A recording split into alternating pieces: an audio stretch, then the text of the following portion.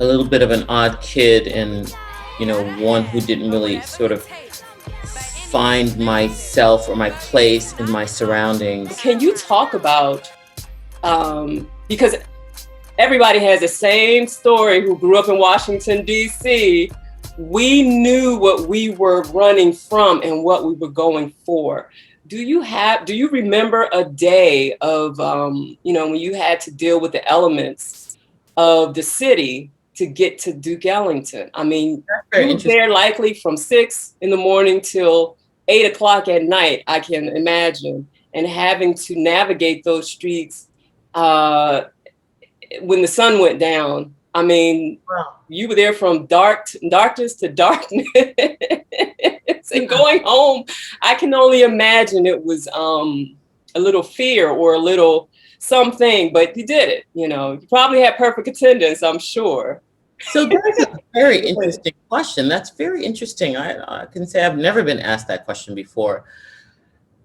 There was one instance, there were many, but there was one instance, obviously, that really, really, really stuck out. Mm-hmm. I was going to go to a voice competition over at the school, and I got on a bus, and these two men got on the bus, like at the next stop, and they were arguing, and one guy pulled out a gun and shot the other guy in the head. And the bus driver was the first person to jump off the bus, over the body, and the bus was still going. And I was near the back, and we were trying to get the back door open because they had the buses may be different now. I haven't been on a bus for a while, but they may Right. be different now. But that was absolute terror, just pure terror. Mm-hmm. Mm-hmm. And what's interesting about that time is it was a thunderstorm. So there were all of these, you know, elements. It was an assault on all of the senses, every part of you. It was like, you know, everything was in slow motion and at the same time really, really, really fast. But I remember it was thundering, it was lightning, it was Mm-hmm. pouring, raining, and the bus was just like going, and we were all trying to jump off the bus. And I never made it over there that night. And I remember walking back, just completely drenched, but also completely traumatized too, Yes. from that. So there, I'm sad to say, that event was unique, but it was not unfamiliar and Mm-hmm. uncommon to have witnessed that with young eyes. So that's one moment that really, really, really stuck out, as and talking about imprinting. I mean, talking about imprinting, Absolutely. that was a moment that just sort of froze in time. Mm-hmm. Um, and and I remember, because I really wanted to get to that voice competition. Yes. So, young people are going through the same situations, even more so Even today more. because guns are more available and people just don't know how to respect and behave. Um, what would, how did you pick yourself up? I mean, that could have, for someone who is an introvert or you sounded like you were very shy, what did you do to get back on your journey? That could have really, seeing that could have, traumatized anyone to not want to, you know, do you remember what So I think, process? yeah, I think fortunately for me, I grew up in a very religious household. Sometimes it's fortunate, sometimes it's unfortunate, Yes. but I grew up in a very religious household. And what was incredibly fortunate all the time Hmm. is that I had a real foundation in belief in something bigger than ourselves and something outside of ourselves, and knowing that there is, a supreme intelligence that is present and with us all the Hmm. time, and that's protecting us. And I do believe that. I believe that, we're not alone, even though we can feel like that, a lot. But that my mother certainly told us that we were covered in, the light of God. And And again, unfortunately, it was not unfamiliar to have really, really hard, horrific things Mm, to witness that. yeah. And I wouldn't say that we became anesthetized to that at all, but I would just say that I always believed that I was protected by uh, God's protection, and and that has served me throughout my life to this moment, you know, to this very, very, very day that I, prayer is something that is a part of my almost moment to moment living. Hmm. It's so integrated into who I am. There isn't a moment of my life that has been spent not in prayer. Even if I'm walking down the street or I'm warming up or I'm, doing a concert or working with young people or, the work that we're doing now with my foundation, Absolutely. all of those different things, for me, God is first and at the helm of everything that I do. And so um, I would say that how I got through that is I don't really know Denise Graves as the personality human being, how she got through that, how the young, 13-year-old Denise got through that. I think it was the grace Mm, of God. And that's what I think, because again, that was not the only incident. And as you mentioned, nowadays, there's young people in the millennial, people have seen 9/11 and there all these school. We didn't have that. We didn't have the mass, school shootings and right. constant terror That and came people. later. Yeah, no, we didn't have that sort of thing, going on. So I would agree with you that today's young people have so much more to contend with. And now look at COVID and they've been called to an incredible moment in history Mm, that will really challenge who they become and who they develop into. And so I understand that, two people can have the very same experience and they can both fall down and one person can get up and the other person cannot get up. yes.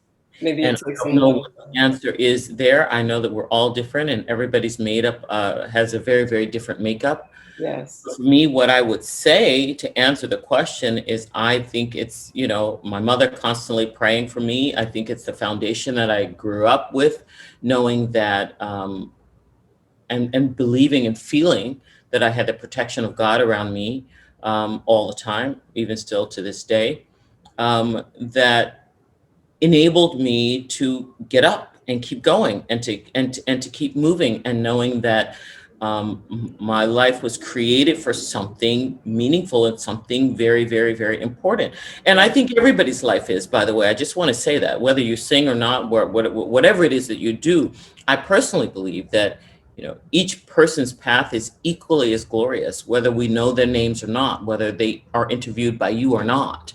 Their path is equally as glorious in the eyes of God, and we have no idea to know, what people are working with here, what their own sort of sacred contract for being here on the earth is all about. But I certainly believe that God had a hand in my constant nurturing and protection. And I felt that and believed that I was taught that by my mother for sure. And so I would sometimes be walking, saying the Lord's Prayer or Psalm 23 or whatever it was, and asking the angels to be around me as I went through my day. And so that is so very much baked in the cake. That's who I am. It's a part of the way I live my life and the lens through which I see everything. Amazing, amazing points. So our young people definitely, from your story, have to really take a look at, outside. We have our parents, but they also should look into their teachers. Your teachers had a huge hand in your journey, and then your unbreakable faith is very important in navigating their city and where they live. And, it's everywhere now. It's not just the inner cities where young people are dealing with different pressures. Sure. So those are really good points. Um, so let me get back to my question. I want to make sure that I've asked some of them, but kind of in a different way from what I have on the paper. Okay. Okay, so most little girls singing into a hairbrush in the mirror dream of singing R&B and popular music. What attracted you to opera? We answered that question. What was it like? Most young people are thinking, Mariah Carey, Alicia Keys, their icons are more R&B popular music. But your icons were like Placido Domingo, Luciano Pavarotti, and Jose Carreras. What was it like the first time you were singing with them? I mean, were you intimidated? Was there any kind of fear that you had to overcome? Or did you feel at home like you did when you went to Duke Ellington? What was that like? I definitely didn't feel at home. um, I would say yes. These are incredible, giants in the profession, in the classical music industry, whom I've known about and learned about and watched and learned from and stolen from too, in terms of some things that how they make music, um, that I have admired and revered. So when I was, doing Carmen with Jose Carreras or doing a recording with Luciano Pavarotti, there was some level of being, for sure, starstruck, and I just was just so happy and excited to be in their presence and to just be there, to just be there, beholding them, but to work with them was really, really, really something. Mm-hmm. But I would say that all of them, out of the artists that you mentioned, all of them put me at ease right away, and were very warm and very welcoming. So I think that you can see that. I think that artists can see that, and we all want, the performance to be the best that it can be. I think they can tell when somebody's sort of shaking in their boots, or somebody's really starstruck, so there was a level of generosity extended to me from all of them, Mm-hmm.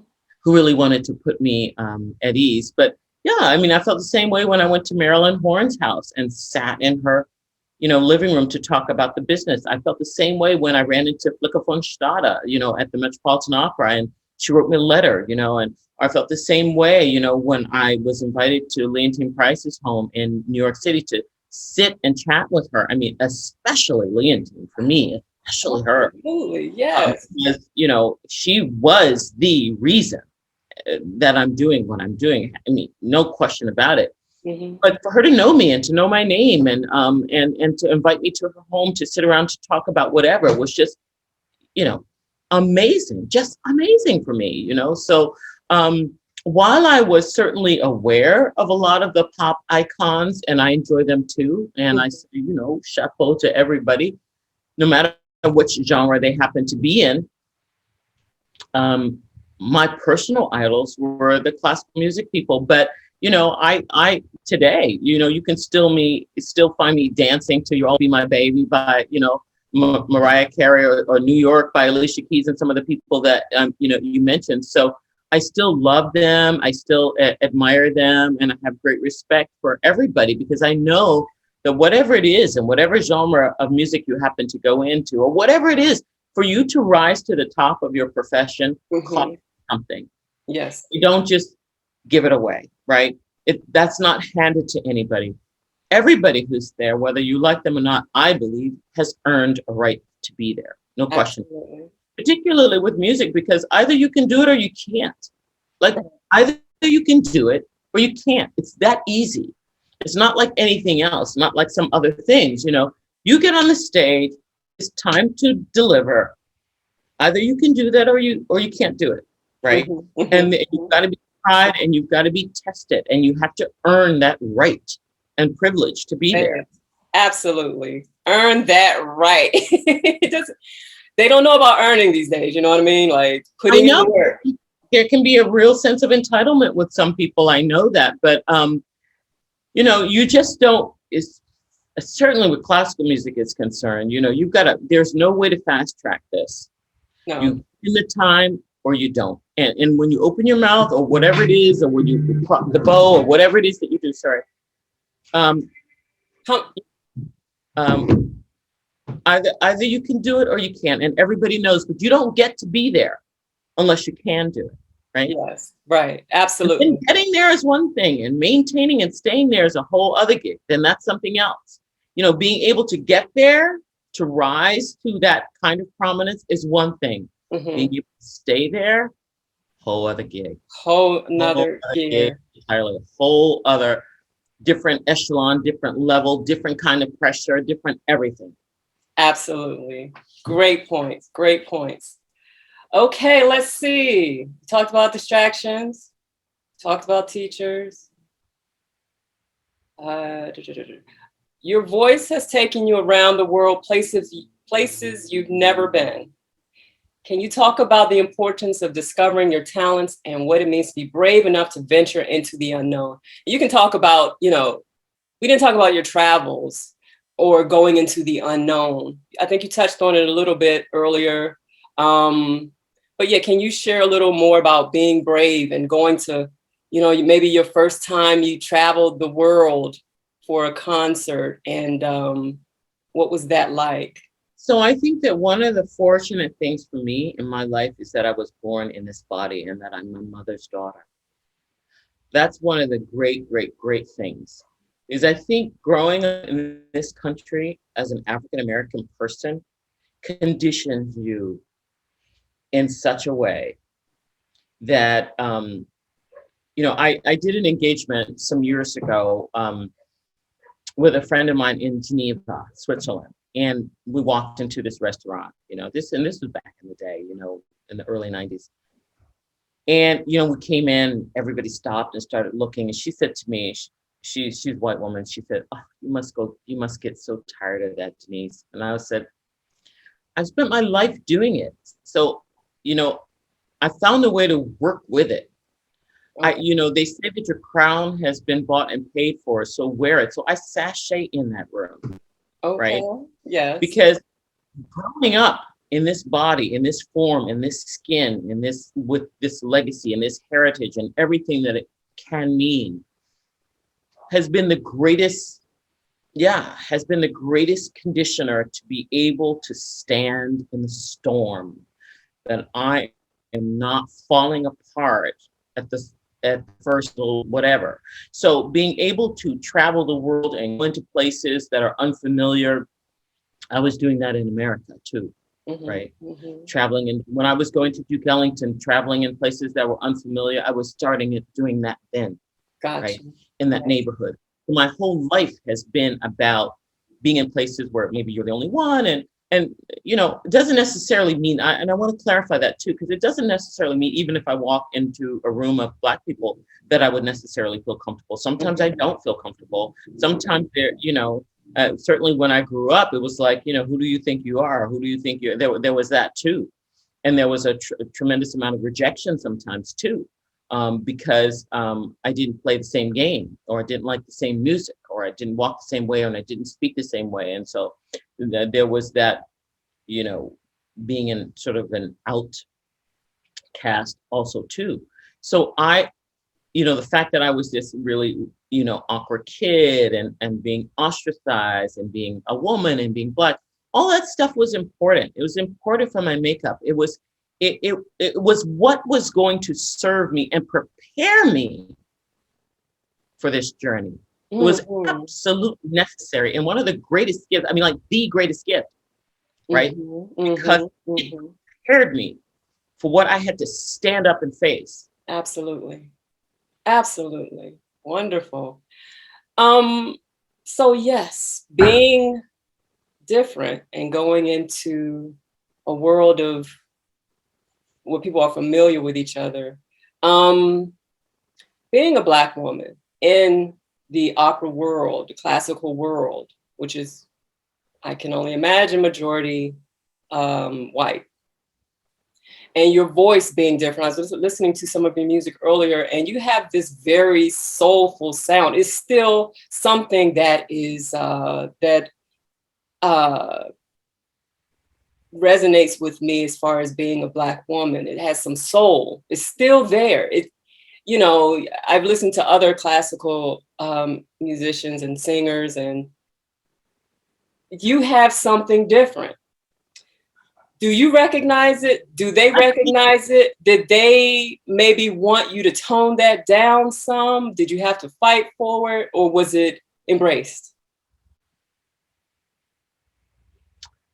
oh, well, so there's lots to say about that. First of all, I think it is distinctive for everybody. I mean, you can have the television on and you can tell who's speaking, right? Mhm. So I believe that it's part of the makeup of who we are, that the voices have a very particular timbre and color to it and sound. Mhm. Also, I think that the bone structure and too, and the resonators like the cheekbones and the nose and the forehead and all of that stuff factor into the sound as well too, not just the throat and the vocal folds itself. Yes. All of that stuff factors in. Um, I would say that